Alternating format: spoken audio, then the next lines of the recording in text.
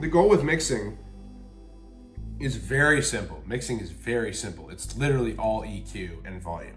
Volume, EQ. Because if you're talking about compression, you're talking about relative volume, dynamics in volume. And so yes, there's compression in mixing. Yes, I'm not denying that. But you are listening the whole time, you're listening to one thing, and that's levels. Where in the sound, any sound you're talking about, whether it's a beat all together or if it's one sound, one vocal, one bell, one hi-hat, what part of the sound is sticking out over and what part of the sound is buried? You know, what part of the sound needs to come out more and shine, or is it all too much and you need to carve it with an EQ? You need to take an EQ, a low pass, and just carve out high end. You need to take a high pass, carve out low end. Is there a certain element on the EQ spectrum where if you made an adjustment to it, would it make the song just lock into place? And I think that's what the best mixing engineers are just geniuses at doing, is not only do they have this idea of where the song should be, which is obviously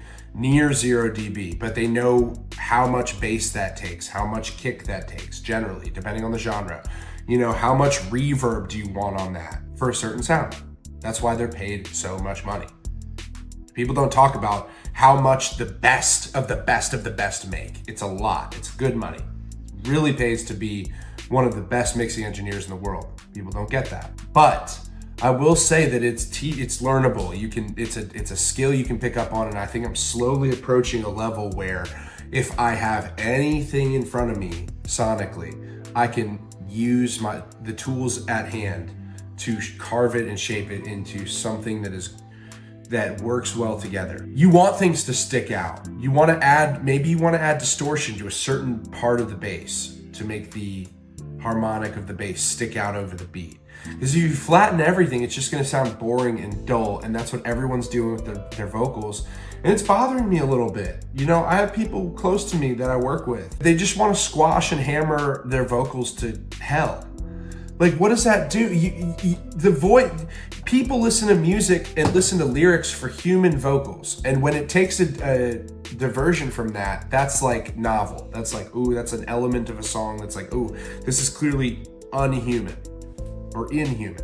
But I don't think that's one thing about the AI thing. I don't think human vocals are going away. People will always be inherently kind of attracted to them. So why would you want to ruin your voice with sound goodizers? I don't know. Just a quick rant. I just had to say that because when you're learning how to mix and make good music, yeah, you can overdo a lot of stuff. And one of those things is just using way too many effects and just taking all of the imperfections out of something. That's what I did with this reverb, this really short decay time in the reverb. I have half-second plate on all the vocals on this specific song.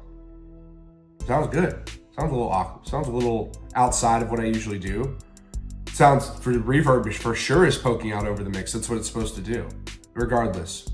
I don't get it, man. I would say at the highest levels, things are still being done correctly. You have a lot of bad music slipping through the cracks and becoming popular just because the brand and the imaging is so in touch and so wavy with bad mixing. I'm just trying to make it sound really good. And for that, we needed more energy in these chords. I know a lot about mixing. I know a lot about producing. I do. I'll say that. I've been doing this for 8 years. But if I knew how much I could know, I'd quit right now, because there's just vast amounts of information, knowledge I'll need to still pick up on if I want to get exponentially better, which I plan on doing. My whole music career has been, oh, I think I'm good enough. I think I'm good enough to pass. Oh, I think I'm good enough to pass. Oh, I think I know enough. I think I know enough. I think I know enough. And I keep reaching points where I'm like, oh, I didn't know that. Oh, that really saved my life on this specific mix. Now that I learned that, it's infinite thing.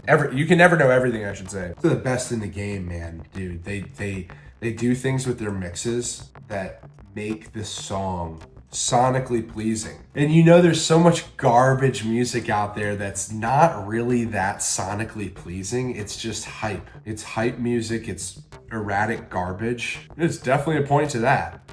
There's definitely merit in erratic garbage. That's more about negativity probably then. I won't go there. It's gonna take a few days. Even this song, I think I just want to put it out as a single. It's not really screaming EP to me. If I exported this right, if I mastered this and exported it right now, like it's passing, it's good enough. I give the vocals like a B- or a C+. There's so many things I could look at to make them better. I don't even know what that is yet. But we're gonna spend the next couple, probably days, hopefully not longer than that, making this work. Because this is like, started off as like the messiest song ever. I'm trying to pull it together, beats everywhere, and freaking whoop, whoop, everything. I'm rapping, I'm singing. There's odd ad-libs and textures. Carving it, I'm sculpting into something that people, the main goal is to make a living making music people like. People will not stream you if you don't have likable music. Ooh, I'm out there. I made this. I made that. My genre's this. You know, you're not special unless people like your music. That actually makes you special. Nobody's special. Everybody's special. I think having 100,000 monthly listeners makes you pretty special in the music business. It's all context. It's all relative. But if you have 15 monthly listeners, I'm sorry, who are you? Like, that's me, bro. Half the time here, I've got 40 monthly listeners. Bullshit. Embarrassing. So, I don't know.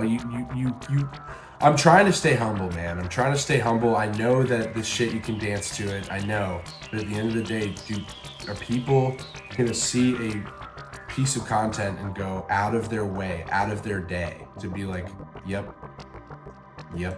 this is, I'm not gonna listen to anything else. I have thousands of songs in my rotation, whatever, and I'm gonna drop everything. Even your best friends, they're like, I don't want to drop my main jams that I'm having so much fun listening to listen to this random crap from my friend. Guess it's not good enough.